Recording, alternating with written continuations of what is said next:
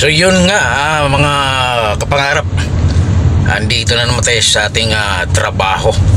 So maghanap lang tayo ng paradahan. Ayan. So ito na yung Makapagal. Ayan o. So double dragon. Ayan, double dragon o. Ayan. So dito kakaliwa na ako. Ayan yan o. Diba?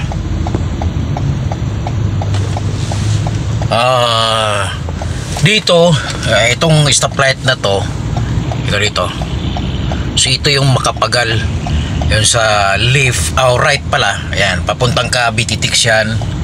Ayan yan. So dito naman yung sa kaliwa ay papunta naman ng Manila. Ayan. Makati. So yung diretsyo naman pag ganun papuntang EDSA ito eh. So gagaling natin dito sa SM by the Bay, dito sa likuran. So itong kali na yan ay papunta naman doon sa Mall of Asia. Ayan. So doon yung tulay na yan, yan yung tulay, may nakikita kayo. So yun yung Pasay na tulay yan, EDSA ang ilalim yan. So yun dito kakaliwa kasi ako. Maghanap lang ako ng ng maparkingan. Actually mayroon kasi kami ditong isang unit din dito sa 6 inches. So dito tayo paparada. Ayan. Di ba? May unit kami diyan, so may parking din. Kaso hindi naman tayo pwedeng pumunta doon sa parking kasi nga may sticker yun. So hindi pa tayo nakapagpalagay ng sticker. Yan. So dito ako paparada. So hintayin na lang natin sila hanggang mamaya kasi namasyal yung mga bata. Yan.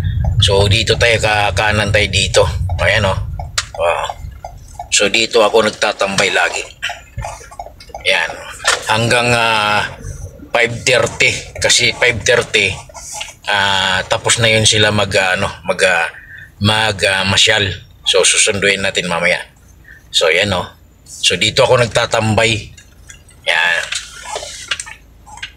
Tambay ako dito. Ayan. Ayan o. 6 inches yan. So tower 3 yan. Ayan, tower 3 yan. So yung unit namin yan ay 16D. 16D. Tower 3. Yan. So dito ako magtatambay madalas. So hanggang dito na lang aking vlog, mga kapangarap. Ayan. Alright. Bye-bye.